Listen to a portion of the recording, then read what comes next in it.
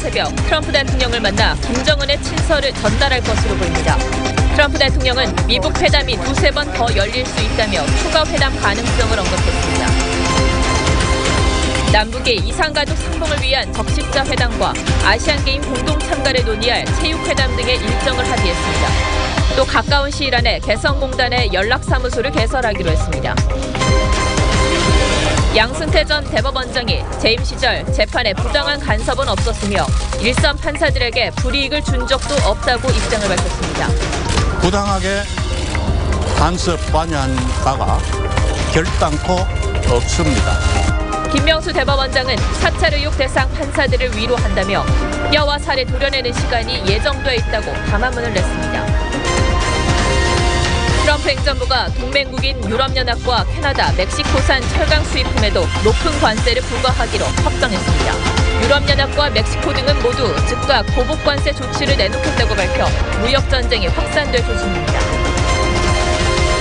30도 안팎의 불볕더위가 찾아오면서 영남, 전남 지역엔 올해 첫 폭염주의보가 내려졌습니다. 부산 해운대 등 오늘 개장한 해수욕장에는 피서객들의 발걸음이 이어졌습니다.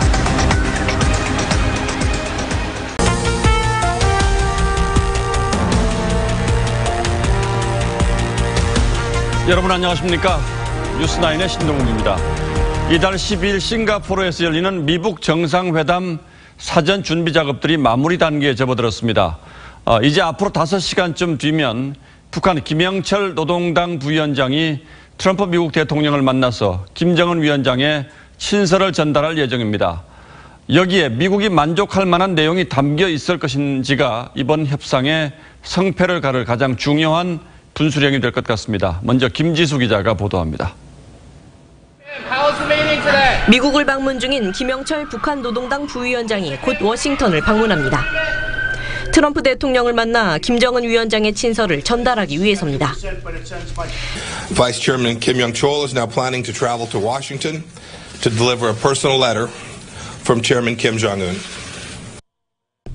백악관이 공지한 일정표에 따르면 트럼프는 우리 시각으로 내일 새벽 2시 폼페이오 장관과 면담을 합니다. 이때 김영철과의 회동이 이뤄지고 친서도 전달될 걸로 예상됩니다. 조명록 총정치국장이 지난 2000년 10월 당시 클린턴 대통령을 면담한 지 18년 만입니다. 김정은 친서에 담긴 비핵화에 대한 북한의 입장이 무엇일지, 미국이 이를 진정성 있는 비핵화 자세로 평가할지가 관건입니다. I think it'll be very positive. I think it'll be very positive. The meetings have been very positive. We'll see what happens. 앞서 트럼프는 북한 비핵화의 미사일 프로그램을 반드시 다뤄야 한다는 점을 강조했습니다. 미국이 북한 핵 문제뿐 아니라 미국 본토를 사정권에 둔 대륙간 탄도미사일 ICBM을 폐기하는 데에도 주력하고 있다는 분석입니다. TV조선 김지수입니다. 어쨌든 최종 담판은 싱가포르에서 이루어질 것 같은데 트럼프 대통령은 회담이 한 번 이상 열릴 수 있다고 말했습니다. 미국은 현재 3박 4일 정도의 일정을 준비하고 있는 것으로 알려졌는데 미북 회담 이후에 남북미 3자 회담까지를 염두에 둔 일정일 수도 있습니다. 최지원 기자가 보도합니다. 도널드 트럼프 미 대통령은 희망하건대 6월 12일에 예정대로 미북 정상회담이 열릴 것이라고 했습니다. 그러면서 두 번째, 세 번째 회담을 해야 할 수도 있다고 했습니다. It doesn't mean it gets all done at one meeting. Maybe you have to have a second or a third, and maybe we'll have none. 싱가포르에서 비핵화 협상이 끝나지 않을 가능성을 언급한 것으로 보입니다. 미 국무부는 6월 12일 정상회담 개최를 전제로 실무 일정 마련에 들어간 것으로 전해졌습니다. 트럼프 대통령은 G7 이후 곧장 캐나다에서 싱가포르로 이동합니다. 현지 시간 10일 오후 도착해 하룻밤을 묵은 뒤 11일 싱가포르 총리와 접견하고 12일 북한 김정은 위원장과 만납니다. 김정은은 11일 오후 도착하는 것으로 미국 측은 일정을 짰습니다. 미 측은 현지 시간 13일까지 3박 4일의 체류 일정을 계획하고 있습니다. 12일 회담 이후 김정은과 추가로 만날 수도 있습니다. 미 국무부가 내부적으로 준비하는 일정에는 12일 저녁 문재인 대통령의 싱가포르 깜짝 방문 가능성도 담겨져 있는 것으로 전해집니다. 다만 정상회담 형식이 아닌 정상 만찬 참석 형식입니다. TV조선 최지원입니다.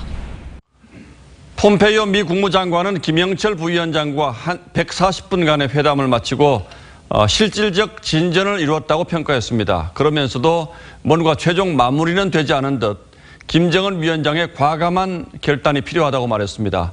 북한이 여전히 완전한 비핵화에 대한 확답을 주지 않고 있는 상황으로 보입니다. 이어서 고서정 기자가 보도합니다. 폼페이오 장관과 김영철 부위원장이 악수를 나눈 뒤 곧바로 미북 고위급 회담이 시작됩니다. 뉴욕 시내 전경이 한눈에 내려다 보이는 만찬 장소에서 회담이 열린 겁니다. 폼페이오 장관은 북한이 가진 모든 핵 프로그램이 대상이라며 완전한 비핵화를 다시 한번 강조했습니다. 핵을 계속 보유한다면 미국이 김정은 체제를 보장할 수 없다는 은근한 경고도 잊지 않았습니다. In fact, the real threat to their security is the continued holding on to of that nuclear weapons program and not the converse. 그러면서 북한이 핵을 포기하면 경제 번영을 이룩할 수 있다는 점을 다시 한번 강조했습니다. We envision a strong, connected, and secure, prosperous North Korea that maintains its cultural heritage, but is integrated into the community of nations. 140분간 계속된 마지막 담판에서 실질적인 진전을 이뤘다는 폼페이오 장관. 이번 기회를 흘려보내면 비극이 될 수 있다며 김정은의 과감한 결단과 지도력이 필요하다고 강조했습니다. TV조선 고서정입니다. 이런 가운데 김정은 위원장은 푸틴 대통령의 친서를 들고 온 러시아 외무장관을 만났습니다. 미국의 패권주의를 언급하며 러시아의 협조를 부탁했고 중국에는 대규모 경제 사절단을 파견했습니다. 김동현 기자가 보도합니다.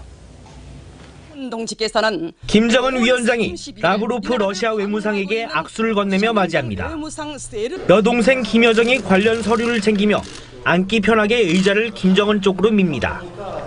김정은은 미북 정상회담에 앞서 러시아와의 결속을 다짐했습니다. 패권주의에 맞서서 정세를 조정해 나가는 것 단순히 지도부와 주도 세력 간 의견 교환을 할 용의가 있고 북러 정상회담도 열기로 했습니다. 한반도 비핵화 의지가 확고하다면서도 단계적 해결을 주장했습니다. 경의하는 최고 용도자 동지께서는 조선반도 비핵화에 대한 우리의 의지는 변함없고 일관하며 확고하다고 하시면서 북한은 지난달 29일을 전후로 대규모 경제사절단 200여 명을 파견한 것으로 전해집니다. 박태성 노동당 부위원장을 단장으로 하는 고위층 창관단 방중 이후 실무 차원의 방문입니다.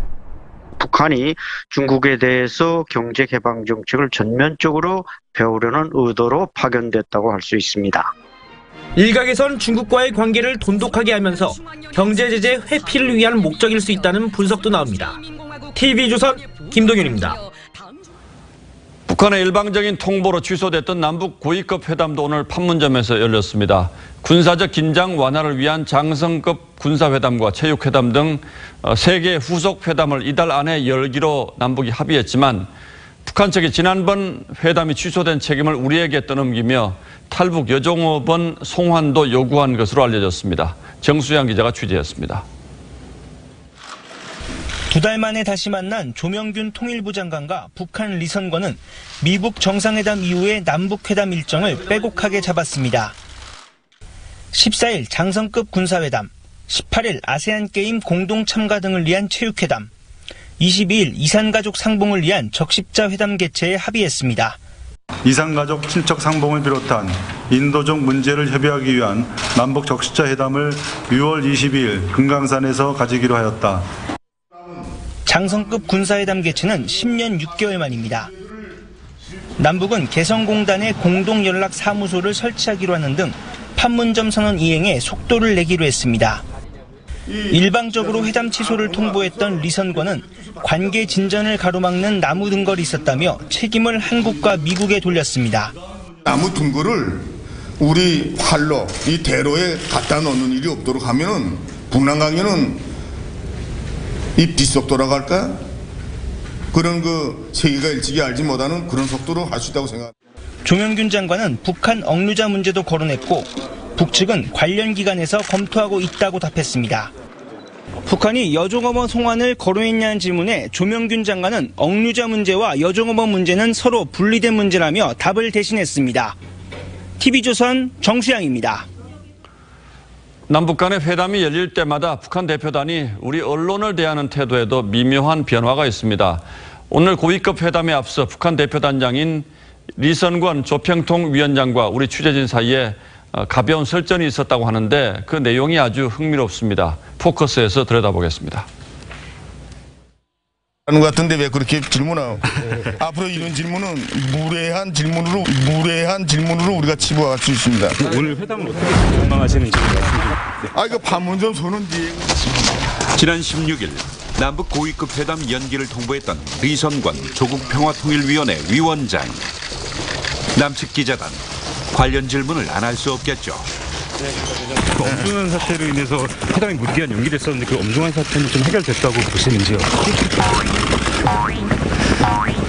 그 기자 선생들이 질문하는 거는 여러 가지 각도에서 할 수 있지. 근데 달라진 시대적 요구에 맞게 질문도 달라져야 되지 않을까? 엄중한 사태가 어디서 조성된 걸 보니 알면서도 나한테 그거 해소됐나 물어보면 되나?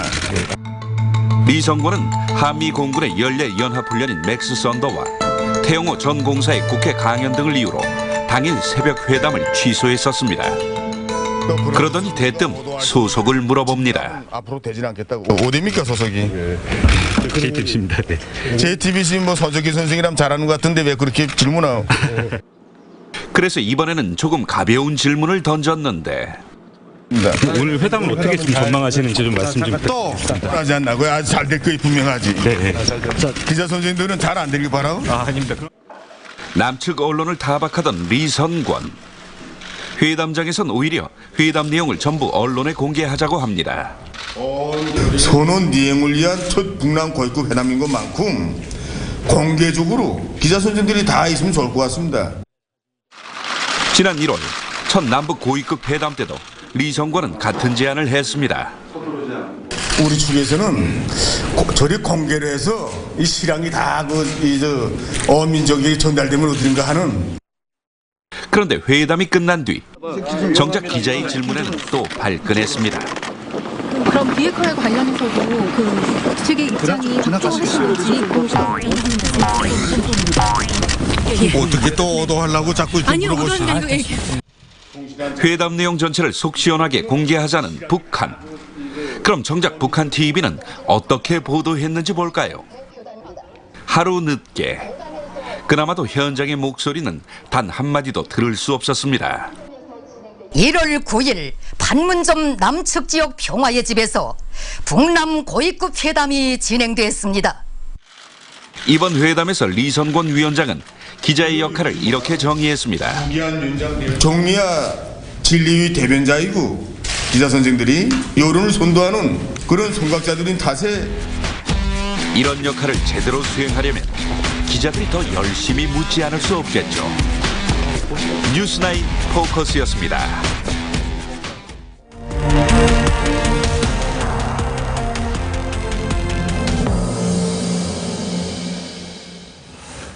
예, 다음 뉴스입니다. 대법원의 이른바 재판 거래 의혹에 대해서 양승태 전 대법원장이 기자회견을 자청해서 정면으로 반박했습니다. 재판 왜곡은 나라가 무너지는 일이며 재판을 거래한다는 건 꿈도 꿀 수 없는 일이라고 말했습니다. 1년 넘게 이어진 특별조사단의 조사에 대해서도 불편한 속마음을 숨기지 않았습니다. 장민성 기자가 취재했습니다. 준비된 원고 없이 기자회견에 나선 양승태 전 대법원장은 40년 넘는 판사 경력까지 거론하며 사법행정 남용 의혹을 정면 부인했습니다. 재판을 무슨 흥정거리로 삼아서 재판의 방향을 왜곡하고 그걸로서 거래를 하고 그런 일은 꿈도 꿀 수 없는. 청와대와의 교감 의혹도 덕담 차원의 말씀 자료를 오해한 것이라 해명했습니다. 청와대와 교감을 나눴다는 것이 참 이상하죠. 네? 뭔가 만나면은 그냥 덕담을 하고 상고법원 도입에 반대하거나 특정 성향을 보인 판사들의 불이익을 준 적도 없었다고 강조했습니다. 어떤 편향된 조치를 하든가 아니면 불이익을 준 적이 전혀 없습니다. 사법부 수장이 모든 것을 알지는 못한다면서 1년 넘게 이어진 특별조사단 조사에 불편한 감정도 내비쳤습니다. 조사가 3번 이루어졌습니다. 거의 1년이 넘게 이루어졌죠. 그리고 여러 개의 컴퓨터를 법사나무 일기장 보듯이 완전히 뒤졌습니다. 양 전 대법원장은 향후 특별조사단 조사 요청에도 응하지 않을 것임을 분명히 했고 검찰 수사 역시 그때 가서 보겠다며 즉답을 피했습니다. TV조선 장민성입니다. 자, 그런데 김명수 대법원장도 오늘 전국 법관들에게 이메일 담화문을 보냈습니다. 저에게 다시 뼈와 살을 도려내야 하는 고통의 시간이 예정돼 있다면서 공세적인 법원 개혁 의지를 거듭 확인했습니다. 법원 내부가 마치 폭발 직전의 활화산처럼 끓어오르고 있습니다. 한우리 기자가 취재했습니다. 양승태 사법부의 사법행정권 남용 의혹 조사를 주도한 안철상 법원행정처장이 형사조치 가능성을 언급하기 시작했습니다. 새로운 사실이 추가되거나 하면 얼마든지 형사조치를 취할 수는 있다고 생각합니다. 지난달 25일 뚜렷한 범죄 혐의가 없다던 조사 결과 발표와 그제 관련 문건 재조사 계획도 없다던 기존 입장을 모두 뒤집은 셈입니다. 안 처장은 시간 부족을 입장 변경 이유로 내세웠습니다. 나머지 이런 조사 과정에서 면밀하게 검토할 시간은 없었습니다. 각급 법원을 대표하는 법관 대표회의에서도 찬반 투표를 거쳐 문제가 된 410건의 문건 전부 공개를 공식 요청하기로 결정했습니다. 법관 대표회의는 오는 11일 임시회를 열어 관련자 형사조치 여부를 의결할 예정입니다.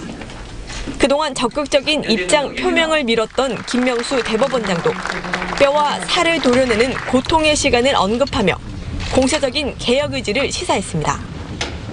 김 대법원장은 법관 전체에게 보낸 이메일 담화문을 통해 사찰과 통제의 대상이 됐던 법관들께 깊은 위로의 말씀을 드린다며 지혜와 의지를 모아달라고 당부했습니다.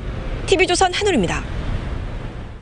네, 6월이 시작되자마자 불볕더위가 찾아왔습니다. 전국의 수온주가 30도 안팎까지 올랐습니다. 부산에서는 벌써 해수욕장이 문을 열었습니다. 하동원 기자입니다.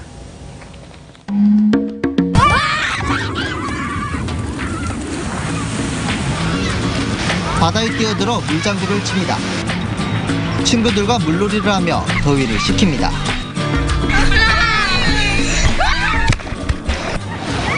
부산 해운대와 송정, 송도해수욕장이 오늘 문을 열었습니다. 너무 날씨가 더워져서 놀러 왔는데 바다에서 너무 시원해서 좋은 것 같아요. 수상스키가 넓은 호수를 가로지릅니다. 웨이크보드로 묘기도 부립니다. 수상 놀이기구도 타며 잠시나마 더위를 잊습니다. 물속에 들어가면 정말 오늘 더위가 이제 하나도 느껴지지 않을 정도로 시원합니다. 오늘 낮 최고 기온은 경남 밀양이 33도로 가장 높았습니다. 대구 32.2도, 서울 30.2도 등 전국 대부분이 30도 안팎까지 올랐습니다. 자외선 지수는 매우 높음, 오존 농도는 나쁨을 기록했습니다. 더울 것 같아서 들고 나왔더니 요긴하게 잘 쓰고 있어요. 끝이 없었으면 큰일 날 뻔했어요. 너무 더워서. 내일은 대구와 광주도 33도까지 올라갑니다. 내일 오전에는 영남과 전남 일부 지역에 올 들어 처음으로 폭염특보가 내려질 예정입니다. 이번 더위는 월요일부터 한풀 꺾이겠습니다. TV조선 하동훈입니다. 어느새 여름이 성큼 다가왔는데 월드컵 개막도 보름이 안 남았습니다. 축구 팬들만큼 이 월드컵을 기다려온 건 유통업계인데요. 야식부터 가전제품까지 할인을 내세우면서 대목맞이를 준비하고 있습니다. 신은석 기자가 취재했습니다.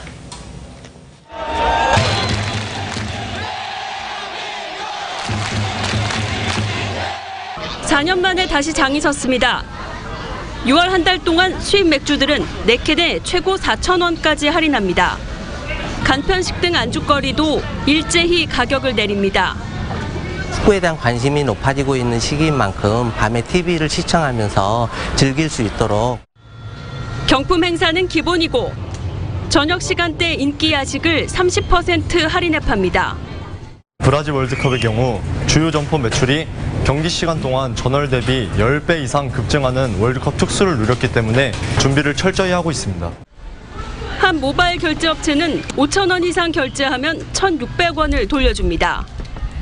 축구붐을 다시 일으킬 기회이기도 합니다. 대형마트에선 월드컵 개막식 전까지 양말이나 보호대 같은 축구용품을 최대 30% 할인합니다. 가전업계는 대형 TV 값을 평균 20% 할인합니다. 친구들하고 같이 모여서 좀 간단하게 술 한잔 먹으면서 응원하면서 보고 싶네요. 지난 평창 동계올림픽 땐 맥주 매출은 27%, 간편식 매출은 25% 늘었고 가전제품 판매 건수는 최고 200%까지 늘었습니다. 월드컵 마케팅이 활발해지면서 지구촌 최대의 축구잔치가 다가왔다는 걸 실감하게 됩니다. TV조선 신은서입니다. 광주시가 근로자 연봉 4천만 원으로 연 10만 대를 생산하는 자동차 공장을 짓겠다고 나섰습니다. 여기에 현대자동차가 투자 의향서를 냈습니다. 현재 업계 연봉의 절반 수준인 이 반값 임금이 매력적이겠지요. 현대차 노조는 임금 하향 평준화가 우려된다고 반발했습니다. 박건우 기자입니다. 광주시 자동차 공장이 들어설 빅그린 산업단지입니다. 광주시는 지난 3월부터 완성차 업계 등을 상대로 합작법인 투자자를 물색했습니다.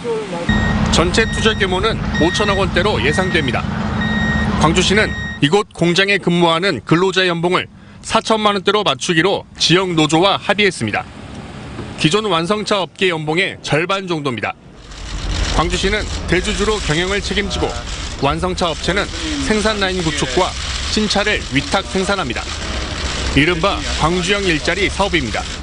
지방자치단체와 기업이 합작으로 법인을 설립하고 제품을 생산하는 첫 번째 사례로 일자리 창출에 좋은 계기가 되기를 간절히. 현대자동차가 가장 먼저 관심을 보였습니다. 현대차는 지난달 31일 광주시에 투자 의향서를 제출했습니다. 반값 연봉을 포함해 보조금 지원 등을 고려할 때 사업에 타당성이 있다고 판단했습니다. 현대자동차 노조 측은 강하게 반발했습니다.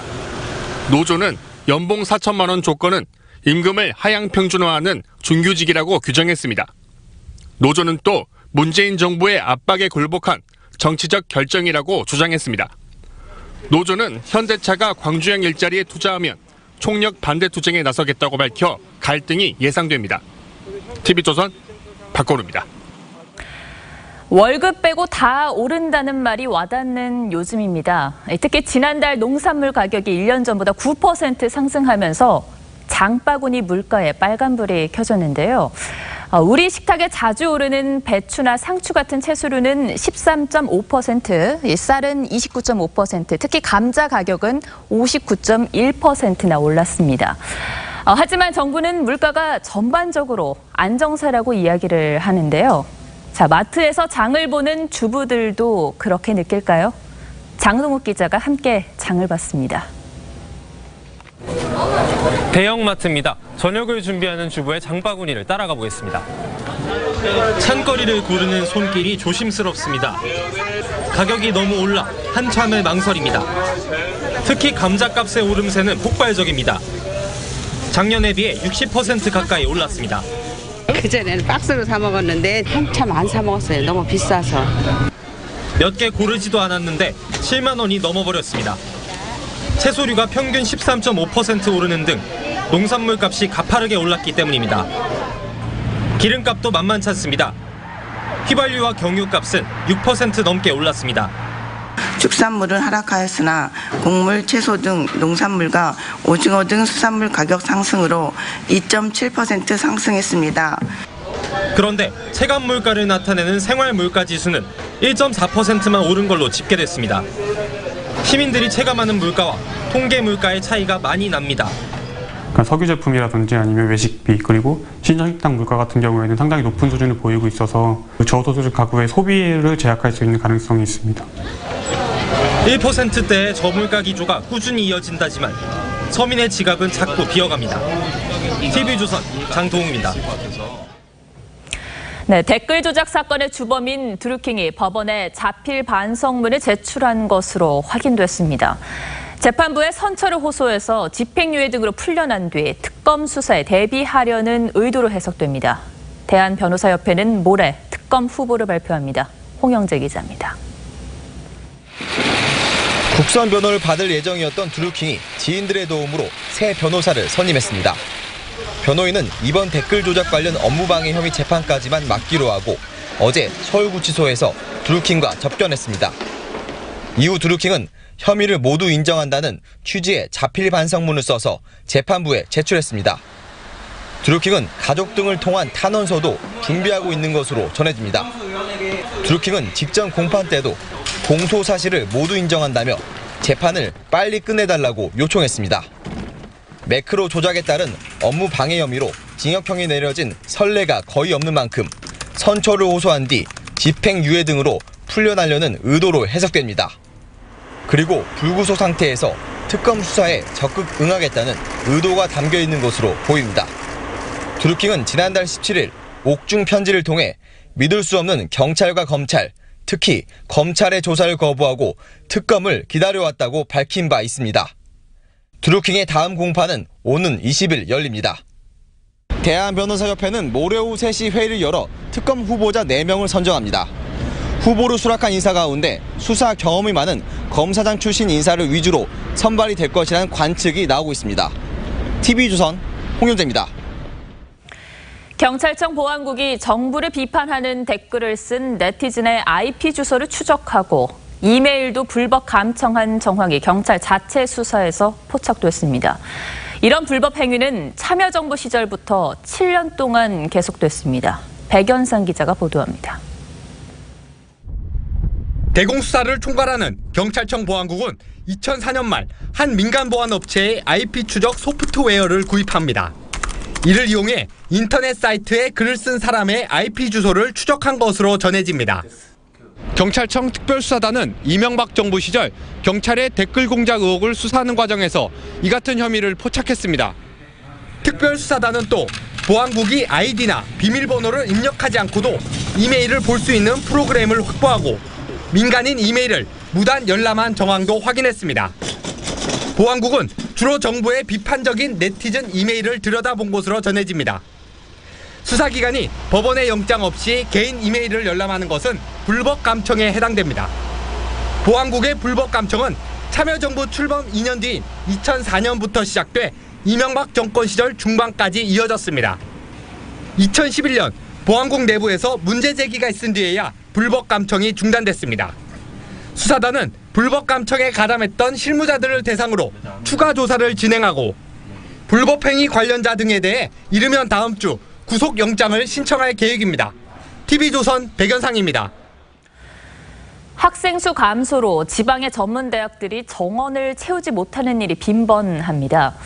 그러자 브로커를 통해 신입생을 뽑거나 입학 기준을 낮추는 등 갖가지 편법을 동원하고 있습니다. 또 교수가 마음대로 수업을 하지 않는 등 학사 관리도 엉망입니다. 윤혜웅 기자가 취재했습니다. 경기도의 한 2년제 전문대학교. 한 해 100명의 신입생을 중국 유학생으로 채우는데 10%는 알선책을 통해 뽑은 뒤 리베이트를 지급했습니다. 학교는 중국인 유학생 한 명에 30에서 100만 원씩 모두 4,400여만 원을 알선 수수료로 지급했다가 교육부 감사에 적발됐습니다.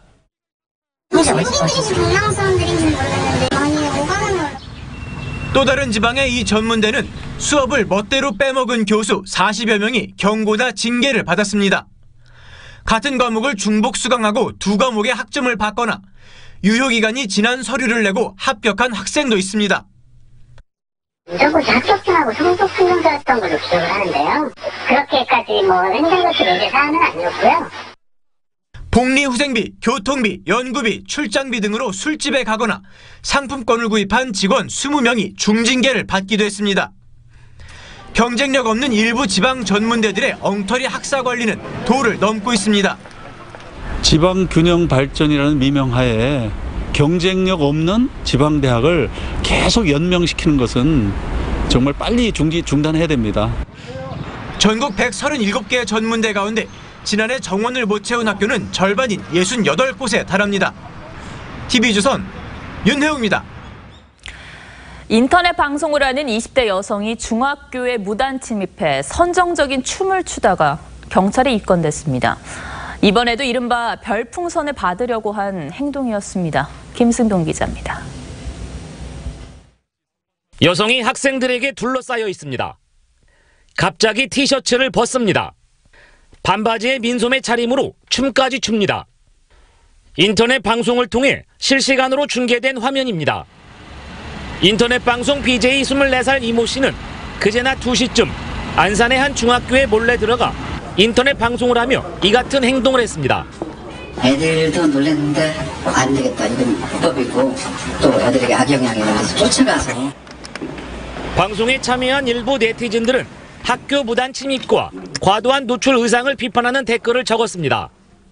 결국 방송은 관리자에 의해 5분여 만에 중단됐습니다. 이 씨는 학교 정문에서 신고를 받고 출동한 경찰에게 붙잡혔습니다. 경찰 조사 결과 이 씨는 해당 중학교 졸업생이었습니다. 자기는 모교 생각이 나서 갔다. 누가 별풍선 500개를 보내길래 그래서 벗었다 이렇게 얘기하더라고요. 경찰은 이 씨를 건조물 침입 혐의로 불구속 입건했습니다. 이 씨는 SNS를 통해 삼촌이 정당 당직자라며 사건 해결에 도움을 줬다는 글을 올리기도 했습니다. 하지만 논란이 커지자 글을 삭제하고 철없는 행동이라며 사과했습니다. TV조선 김승돈입니다. 예, 지금부터는 정치권으로 가보겠습니다. 6.13 지방선거 공식 선거운동 둘째 날 더불어민주당과 민주평화당이 군산에서 맞붙었습니다. GM 군산공장 폐쇄 문제를 둘러싸고 두 당이 날카로운 설전을 벌였습니다. 주원진 기자가 취재했습니다.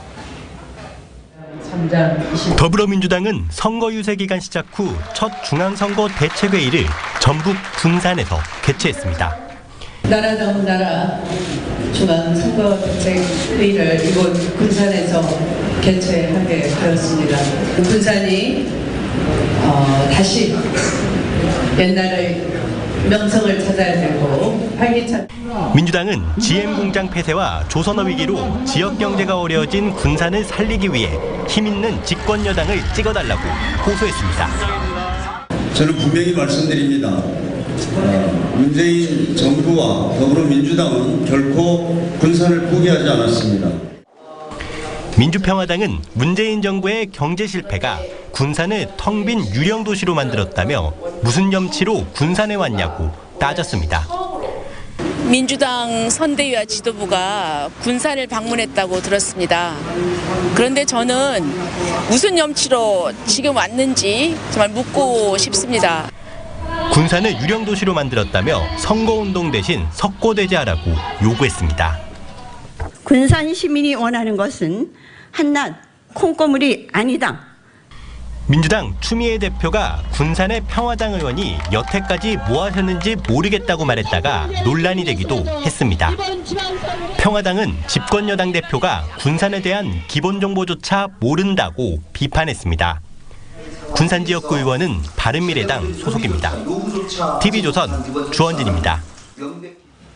예, 그런데 이번 지방선거를 앞두고 이전과 눈에 띄게 달라진 점이 하나 있습니다. 시청자 여러분들도 아마 느끼실 텐데 TV 토론이 많이 줄었다는 겁니다. 후보들이 토론에 참석을 꺼리기도 하고 방송사가 토론회를 취소하는 경우도 있는데 야당은 깜깜이 선거, 관제 언론이라며 강력히 반발하고 있습니다. 보도에 김보건 기자입니다. 지난 2014년 지방선거 당시 17개 광역단체장 후보자 TV 토론은 모두 53회 열렸습니다. 하지만 올해는 41번만 합니다. 20% 넘게 감소한 겁니다. 지난달 22일 MBC 주최 서울시장 후보자 토론회는 민주당 박원순 후보가 한미정상회담이 열리는 날이라며 불참해 취소됐습니다. 민주당 이재명 경기지사 후보는 토론 질문이 편파적이라며 불참하기도 했습니다. JTBC는 불필요한 갈등과 오해를 양산한다며 오는 4일과 5일 예정했던 경기지사, 서울시장 후보자 토론을 모두 취소했습니다. 야당은 강력 반발했습니다. 국민들에게 깜깜이 선거를 하라는 것이고 기득권 정당과 기득권 후보에게 유리한 선거 환경을 만들어주는 것과 다름 아닙니다. 바른미래당 안철수 서울시장 후보는 언론사 갑질이자 관제 언론 비판에서 자유로울 수 없다고 비판했습니다. 경기지사와 서울시장 토론회 취소를 다시 활성화시켜서 토론회를 열어주시기 바랍니다. 야당은 지지율이 높은 여당 후보들이 득보다 실이 많을 토론을 피한다고 주장합니다. 민주당은 TV토론 참여는 각 후보가 알아서 판단할 일이라는 입장입니다. TV조선 김보건입니다.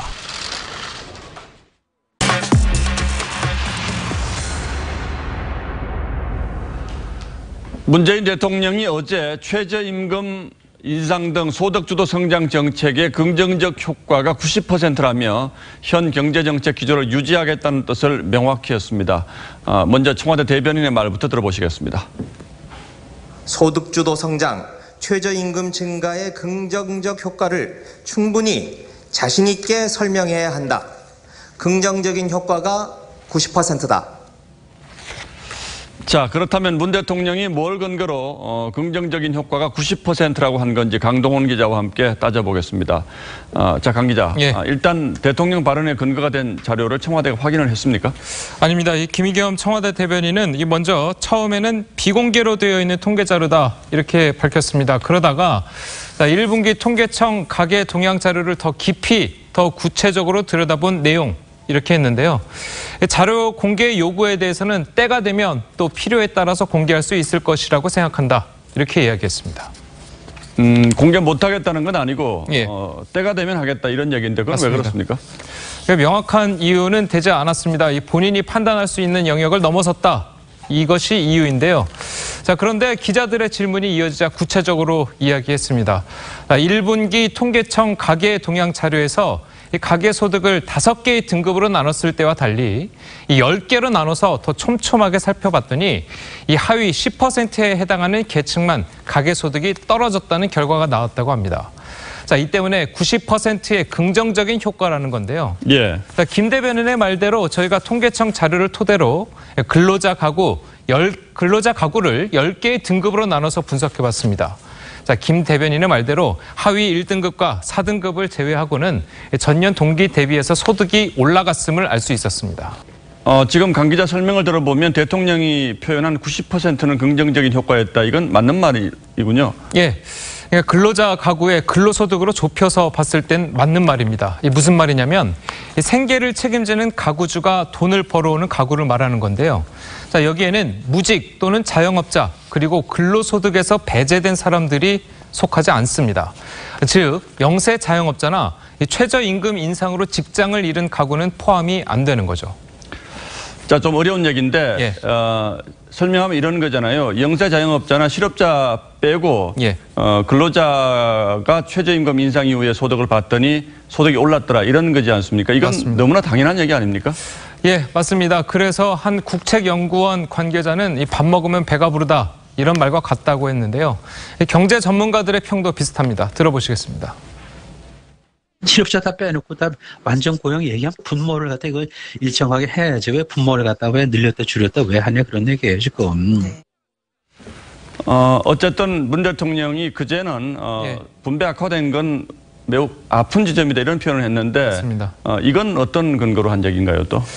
예, 그거는 문 대통령의 그제 발언은 이 통계청의 올해 1분기 가계소득 동향조사를 보고 한 말이었습니다. 가계소득을 5분위로 나눈 이 자료에는요, 이 하위 20% 가구 소득이 1년 전보다 8% 줄어든 반면 상위 20% 가구 소득은 9.3% 늘면서 이 고소득층과 저소득층의 소득 격차가 역대 최대로 벌어졌다. 이렇게 나타났기 때문입니다. 복잡한 통계 자료를 보고 결론만 얘기하니까 앞뒤가 잘 맞지 않는 듯한 혼선이 생기는데 예.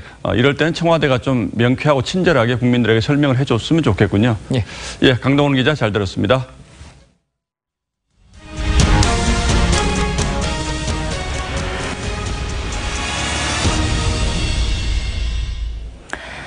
미국이 예고한 대로 중국뿐 아니라 동맹국인 유럽연합과 멕시코, 캐나다 제품 등에도 높은 관세를 물리기로 했습니다.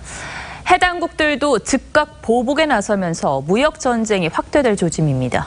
이미지 기자입니다. 미국 정부가 자국 철강 산업 보호를 위해 유럽연합 등 동맹국의 관세 카드를 꺼냈습니다.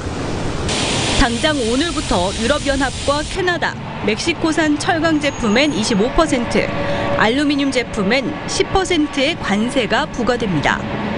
And there's overcapacity throughout the world, and so we have needed to deal with it in a very global manner.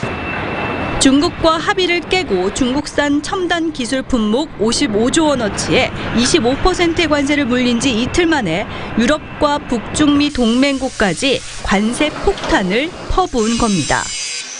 관련국들은 강력히 반발하며 일제히 보복 관세를 예고했습니다. 캐나다는 우리 돈 13조 원에 달하는 미국산 제품에 높은 관세를 물리겠다고 밝혔고 This is $16.6 billion of retaliation. This is the strongest trade action. 프랑스는 불법이자 최악의 대응이라며 강력 반발했습니다.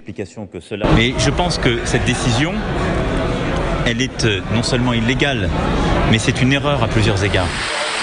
멕시코는 철강뿐 아니라 돼지고기, 사과 등 농축산물에도 보복 관세를 매길 방침입니다. 트럼프 대통령의 미국 우선주의로 전 세계가 무역 전쟁의 늪으로 빠져들고 있습니다. TV조선 이미지입니다. 다음 주 중국의 수능 시험인 가오카오가 이틀 일정으로 시작됩니다. 이번에는 응시생이 더 늘어서 975만 명이 시험을 치르는데 당국은 갈수록 진화하는 부정행위와의 전쟁을 준비하고 있습니다. 홍채 인식 같은 첨단 기술이 총동원된다고 합니다. 이태영 기자가 보도합니다. 총을 든 무장경찰이 대열을 이뤄 이동하고 이동식 전파 탐지 장비는 실시간으로 무선 전파를 탐지합니다.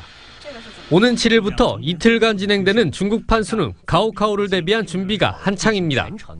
올해 응시생은 지난해보다 35만 명 늘어난 975만 명. 늘어난 응시생만큼 부정행위도 증가할 걸로 예상돼 대책 마련도 비상입니다. 광둥성은 대리시험을 막기 위해 신분증과 지문, 안면 인식을 한 번에 진행하는 특수 장비까지 개발했습니다. 身份证在这个位置上刷一下，这里有个摄像头，对准这个摄像头拍照，同时呢，验证自己的指纹，两个通过。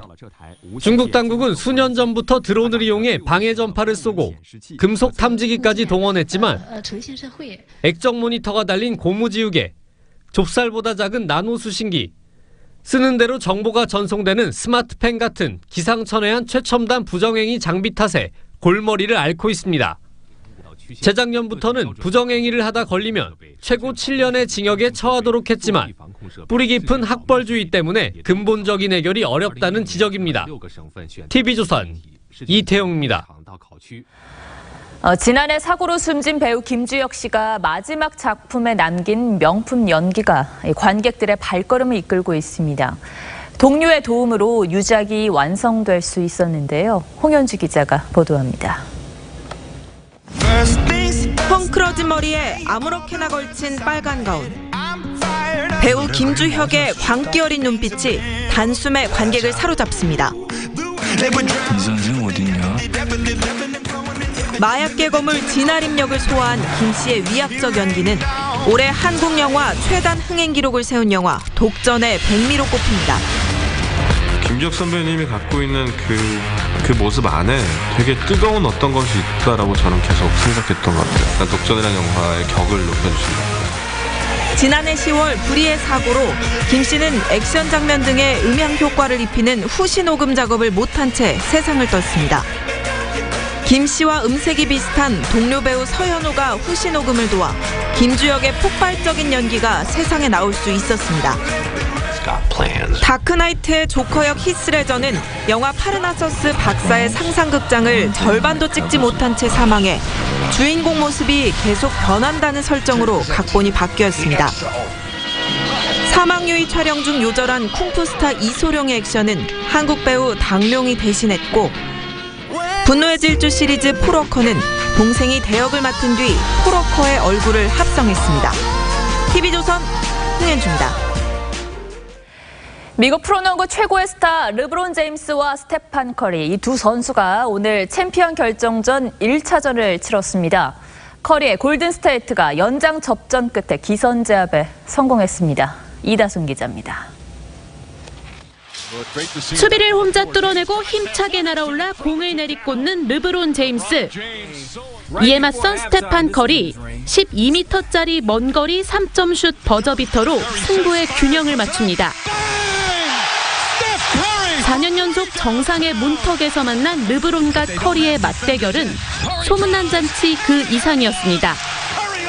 커리의 골든스테이트가 짜릿한 연장전 승리로 기선을 제압했지만 르브론 무려 51득점으로 NBA 플레이오프 개인 최다 득점 기록을 갈아치웠습니다. 축구에 메시와 호날두가 있다면 농구에는 단연 르브론과 커리입니다. 미국 오하이오의 같은 산부인과에서 태어난 남다른 인연의 두 선수는 현재 연봉 1, 2위의 리그 정상의 선수들이지만 플레이 스타일은 아주 다릅니다. 키 203cm의 르브론이 저돌적인 돌파로 코트를 점령하는 스타일이라면 190cm의 커리는 독보적인 3점슛 능력으로 상대를 무력화시킵니다. 발가락이 꺾일 정도로 훈련에 매달리는 르브론은 매일 새벽 5시 반부터 운동을 시작하고 7년째 돼지고기를 먹지 않는 등 철저한 관리로 유명한 선수입니다. 커리 역시 농구장에서 가장 늦게까지 남는 선수로 유명세를 떨치고 있습니다. 두 슈퍼스타의 흥미로운 라이벌 구도. NBA의 올해 정규 시즌 관중은 2,200만 명으로 역대 최고 기록을 경신했습니다. TV조선 이다솜입니다.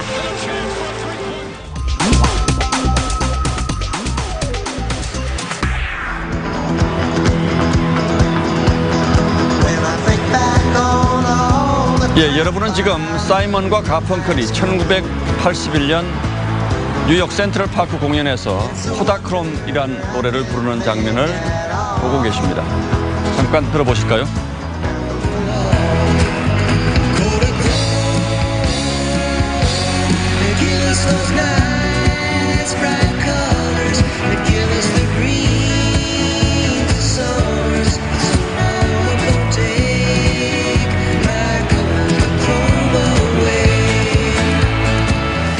예, 지금은 이름도 생소해진 미국 코닥사의 코다크롬은 카메라 필름의 대명사였습니다. 하지만 디지털 카메라에 밀려서 2009년 생산을 중단했죠.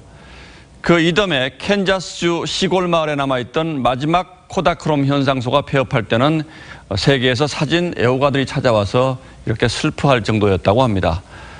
니콘과 함께 카메라 시장을 이끌어온 일본 캐논이 엊그제 81년을 이어온 필름 카메라 판매를 종료했습니다. 후지 필름도 곧 흑백 필름 판매를 끝낸다고 합니다. 디지털 카메라는 한꺼번에 수백 수천 장도 찍고 곧바로 들여다보며 쉽게 지워버립니다. 하지만 필름 카메라는 필름 한 통 한 장을 소중히 아끼고 정성을 다해서 찍습니다. 현상 인화까지 며칠을 기다리며 설레는 맛이 또 있죠. 필름 카메라의 묵직한 기계음에는 속 깊은 무뚝뚝함이 있습니다. 한번 들어보실까요?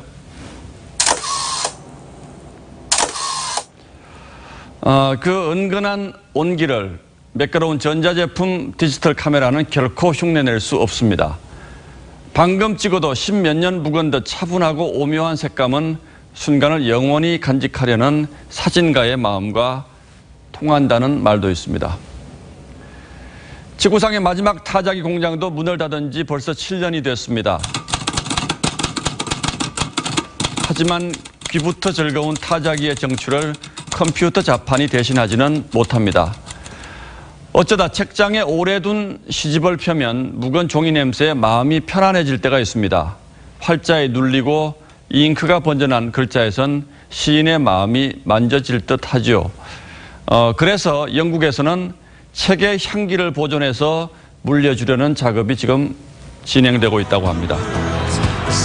아날로그에 깃든 인간의 체온과 감성 그리고 그 아련한 너그러움이 더욱 소중하고 아름답게 느껴지는 건 세상이 갈수록 차가워지기 때문일 겁니다. 6월 1일 앵커의 시선은 아날로그의 향기였습니다.